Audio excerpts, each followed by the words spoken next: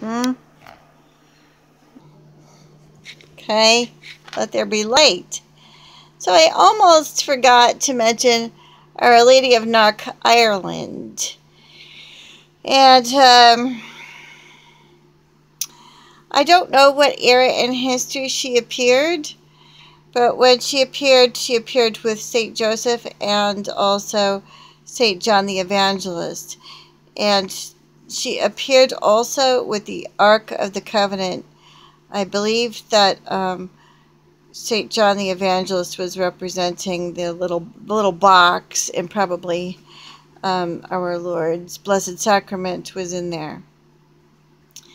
And St. Joseph and St. John the Evangelist were physically much smaller than she in the apparition, and she was, bigger than life, which is interesting. So, I don't know much about that story. Strangely enough, I did some research on Irish immigration history to America, but as far as the actual history of the island, despite my red hair and freckles, that's probably the country I know the least about. I know that there was a potato famine that was actually deliberately caused by the British, and that's at least what the conspiracy theorists have stated. And there's been a lot of fighting over there between the Protestants and Catholics as the British were occupying Ireland. So the Protestants were of the northern part of Ireland, and the Catholics were of the southern part of Ireland. And I would imagine that Our Lady of Knock is of the southern part of Ireland, but don't know for sure. So there's been a lot of fighting over there, where the Protestant Catholics are killing each other and not allowing one another to work or make purchases. When the Irish came to America to escape the potato famine, they were not happy about coming here. It was mostly women that were coming here to go to work and send money home to support their Irish in Ireland. They had postponed the idea of marriage when they came here. It's not because they didn't have a romantic heart, but they found they were very often escaping domestic violence, rough marriages, and the women coming from Ireland to America were not delicate women by a long shot. Anyway, but I suppose that varied. But they had a reputation for being brute, and they would break out in brawls and fist fights in New York and in Boston to defend Mother Church, and they were not exactly ladies. They had got the reputation for being brute. So they were called monkeys, as a matter of fact, gorillas. So they're called monkeys. I think it'd probably be more accurate to call them Neanderthals. As a matter of fact, yes, the some scientists would say that the red hair is more more closely genetically related to the Neanderthal, if there's a such thing. But I'm a mix. I'm not just Irish. Um, I'm not even mostly Irish, despite my red hair and freckles. I'm British and French and Irish, and I'm just I have just as much French and British in me as my dark-haired brothers and sisters.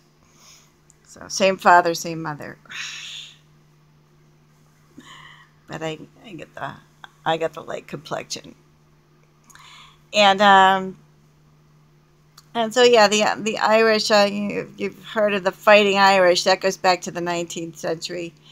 The women actually are the ones that merited that reputation, and so it's there's no you know no mystery as to why Our Lady would appear bigger um, than Saint Joseph and Saint John in as Our Lady of Knock, Ireland. Yeah, so when the women that came here, even the ones that were more genteel, perhaps like myself when comparing me with my mom, um, and maybe more romantic and more inclined to want to depend upon a husband for, cuddling and love and affection, and I'm not wearing army boots exactly. Um, but they nevertheless uh, grit their teeth and bared the unwed status um, uh, and were determined to stay independent in the 19th century when they were immigrants from Ireland to America. They did not want to be here. They wanted to stay devoutly Catholic. They did not want to become Americanized, but they had to be here to earn a living, and they did not want romance holding them back. And so many of them that came here came as um, you know housemaids, or they came and somehow were able to um, become nurses, if I'm not mistaken, or teachers, anyways. Because nurses, that it used to be a man's job, and it got to be a woman's job, I think, in 1861, at the time of the Civil War. So yeah, it used to be that women weren't allowed to nurse. So it might. I'm not sure why not. If the Irish, when they came over, that they were nurses, but they were teachers and housemaids, house servants. The they may have been. It's possible they also were nurses because they may have been integrated in uh, that would be 19th century, 1861. That's 19th century. They may have just, it may have been, may have been here just in time for the shift. So some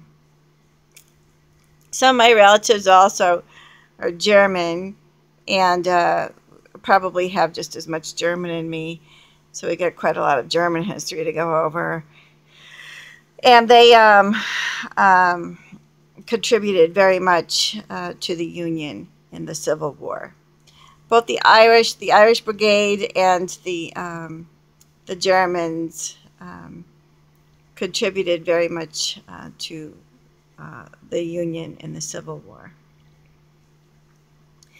and they thus freed the slaves. Um, Believe it or not, the Germans were very anti-slavery, and they came over here to deliver the slaves in the Civil War. Let me see what else. So yeah, the Brits are a different story, though. They're very, very colonial.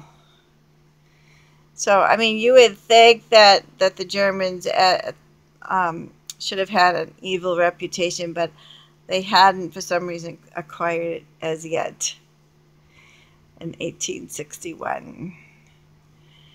That is when we went to Civil War, right?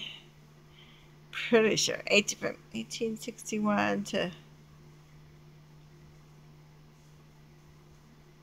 I think so. I think it was 1861 to 1865, something like that. Yeah. Yeah, and then you had the Reconstructive period going on. Mm. So, yeah, so I got on here to talk about Irish heritage, but I don't know a whole lot about it. I studied a little bit about Irish immigration to America. That's the best I can do. And I know hardly anything about Our Lady of Knock in Ireland. But she also did appear there.